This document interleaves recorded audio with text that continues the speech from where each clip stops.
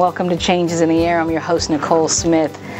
Thank you so much for taking the time to, tune in and sit down for, these few minutes with me every single night so that we can bring you some change, we can bring you some hope, we can bring you some love.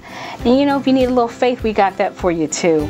So tonight I have a wonderful, wonderful woman. This woman does so much with her heart and her life. And now I want to share her with you. This is my angel, my friend, Miss Vlada. Say your last name for me. Vladic. Vlada Vladic. Call her Angel V. She's the creator and the host of the show Cooking and Kids. You can also go on to YouTube and you can see the videos that she's doing with Cooking and Kids. One of the things that God put into my heart and my spirit a while back, especially I guess once I started, once he gave me Changes in the Air to start, which is, okay, Nicole, you don't have a lot of money. You don't have the other things that you used to be able to give so easily, but what do you have? Yes, what do you have? And I remember a woman that I adore. She was my husband's Sunday school teacher, and I called her a couple years ago and I was crying, and I'm like, I can't make the bills, I don't know what to do, and I'm just distraught. And she so calmly said to me, she says, there's a story in the Bible, and it's about a widow, and she talks about what she has and then what she doesn't. And basically, Nicole, I want you to go and read that story, and then I want you to look and say, what do I have? Yes. Because God had said to her, you go and you gather these vessels, and we're gonna fill them for you. And so it was the thing of looking inside myself and saying, what do I have? Because she said, out of what you have is what God's going to flow from. And I'm going to tell you, at first, I was like, what in the heck is she talking about? I'm talking about paying the electric bill.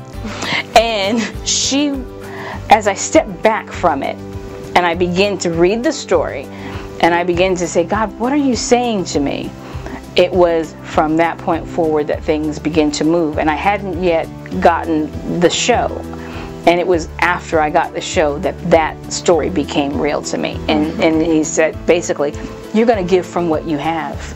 And so that's why when I met you, it was immediate. It was like immediate heart connection. And we hadn't even met. We only spoke. There was email. And then when we finally talked on the phone, it's like, oh my God, I love you. And this is what I have. Can I please give it to you? Because that's that thing that you're talking about. Each person giving. And with Cooking and Kids, you're giving from your heart to restore the family, whatever that family structure is. Because again, you're a widow and you have two beautiful children. And might I say, your daughter Michaela, okay, that pasta sauce that she made in 5 minutes, okay, she really blessed me on that one, because I'm like, oh my God, that looks easy. And she went to the garden, got the tomatoes and everything. I was like, I think I can do it. And I can't cook. I can't even boil an egg. I'm not gonna lie. I can't even boil an egg. But again, this is what the show did for me. And it did something else, which was, I want to bring my son into the kitchen and have him in there with me, because it's summertime. And very nice. I'm glad to hear that. Because, it looked fun. The kids were having a good time. You had your son, you had your daughter, you had another one, and everybody's in there doing and whisking, and they're having a good time. They're not in trouble. Yes. They were not saying these famous words that those of you who are parents and the children are out right now for summer break, I'm bored. There's no such a thing. That's just, I will not allow such a thing. There's so many things you can do together as a family that it's, you know what I mean? But you showed that. And I watched multiple episodes, and you did family stuff that didn't cost. And this is the other thing too. I know the show is about cooking, but you have so many teaching, learning, growing opportunities in doing this show. You're rebuilding in a way that I don't even think you're looking at. you're rebuilding families, and you realize families have been torn apart. You know, we no longer have what we would look at and say the two-parent household anymore. You're lucky if you got one parent that's even sane enough to be there for the children at this time, because things are so chaotic. But what this does is it makes even a busy person like myself say, I want to make time for this. I want to make time to cook with my children, because what I put in my child should matter. It does matter. It does matter. It's a building block of who he will be down the road, in every way. In every way, spiritually primarily. I mean, I talk about this enough. I said,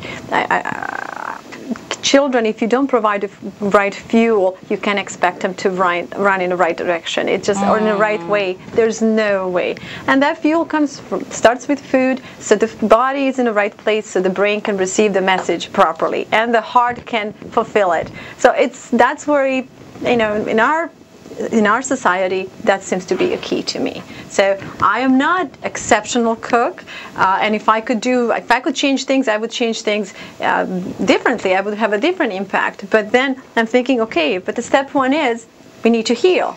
Kids need to heal, and through healing our kids, we all can heal together. It should become our business, not a government's business, to stop childhood obesity. Thank you. It is.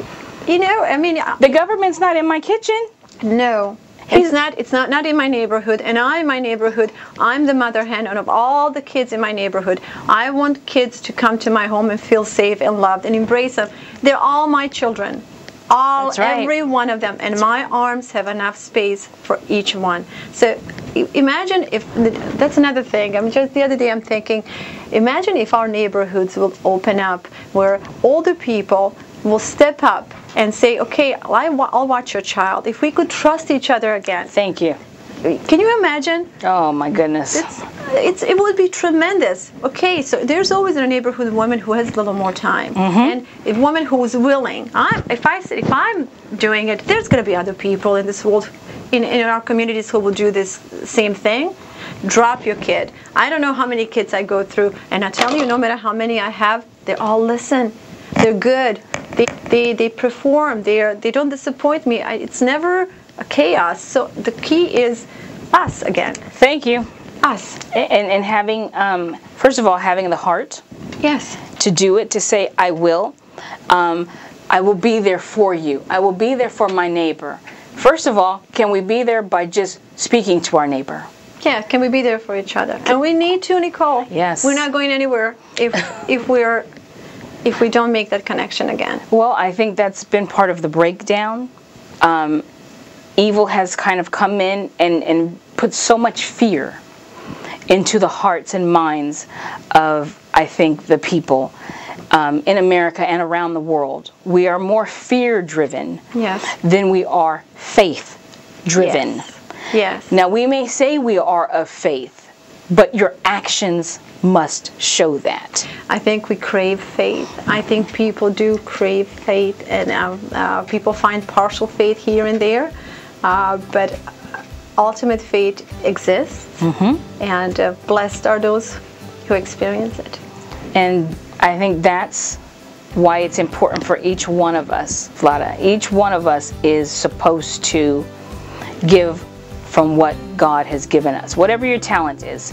If your talent is cooking, like you said, you grew up, you learned to cook. So now, here you are, you're teaching children how to cook. How much more helpful could this be, too, for the parent who needs help in the kitchen? You know, or even if parents can do it. My goal, I mean, I envision myself as a American grandmother. I will continue to do this. And when God forbid something happens to me, I fall sick, and I can't do this any longer, I've made a commitment to God that as long as He keeps me standing, this is what I'm going to do. So I envision myself as a grandmother, teaching kids, filling up in places where mothers can do. So I want a program out there that's going to, hug the kids, just bring them in your arms and say, okay, honey, let's do this, and let's put a little bit more of pepper in there, and girl, you don't let the boy kiss you on the first date. Exactly. And you, young man, be a gentleman. Why don't you do this for this girl? And you cook, and that's another great opportunity. Yes, that's how those of us growing. Well, I didn't, but I know my sister did. You learn at the hands in the cook in the kitchen. That's where you got all these lessons and conversations. A lot of times was in the kitchen, because you're cooking, and like what you said with grandparents. Yes. And they're cooking up there. How are you doing? How's things going for you this week? And then the conversation carries flows. on. Yes. And that's a lot of times I do with my kids. We're cooking, we're creating something together. We are all of us are focused on achieving one task, and we're talking. And it's about school, it's about sports, it's about friends, it's about who you want to be, how you want to be, and all these important things. That it's that simple family time. You nurture your soul, you sit down, you nurture your body. It's a greatest start. It's a greatest start. If we all can just kind of start from that basic need of spending a little more time with each other, being there for each other, family. If the family is strong, the neighborhood will be strong. In a strong neighborhood, the community will be strong. Then it just goes. It just goes. Now I'm going to ask you a tough question. This is for those very, very busy families. And I know you're a busy family. Beyond busy. Which is why I think you are qualified to answer this question. Because you know what most people do now, including myself, is we run through the drive-thru. And we get this very nasty, disgusting food that even I don't even like. And we're giving this to our children because it's quick, and we're trying to save time. But in the end, we're not going to save time, because that's going to come back in your child and your body, because you're eating it too. So how can cooking with kids help change that? Well, I know that impact that I'm making is very small, but again, it's going back to the pivotal meaning is that regardless how small it is, it should be applied. So I'm hoping that through our program, future programs that we're just working now on promotion and a fundraiser for Cooking and Kids, we would like to put this program on PBS. The public access loved it, and they said produce as many as you can, and that's very expensive, and I'm the only one funding it. With my 10 fingers, I'm literally scrubbing the toilets in my villa, so to save extra money on cleaning, so I can put more money towards this program. Let me stop you right there, because if someone just heard if they just heard the words you're scrubbing the toilets in your villa, they're going to mistake that as what does this mean? Is she rich? No. Tell them. I work hard. That's right. And I am grateful to God for the strength that He provides and will in me. I love working. I'm not ashamed. I have never been ashamed. If cleaning my villa on my own saves me some money so I can pay for the next episode of Cooking and Kids, so be it. I don't mind. And I wish all of us will embrace our work with more meaning. And it doesn't, scrubbing toilets, it's okay. Cleaning the house and hosting people, I don't mind being a servant. It serves me in ways that I can't explain to others. So yes, I work. I'm doing my yard work. I'm fixing pipes. I'm scrubbing ovens and ironing sheets, and it's all good. And I want my kids, and teaching my kids too, I want them to grow up in that servant mode, and I want my daughter to see a woman who does all these things on the television and who looks taken care of, supposedly. People think it's a glamorous life. No. It's a life you choose, and it's a life of hard work, but it's also a life of great rewards. So going back to the future episodes, I hope that we can reach masses with this program, and I wish to bring positive program, family program to television, and just kind of sway the course of this competition, this anger and this destructive programming that's out there. So hopefully it will make far more difference than I ever imagined. But right now, one child, and one recipe at a time. And I just, if nothing ever happens down the road, I'm plenty happy for doing what I can.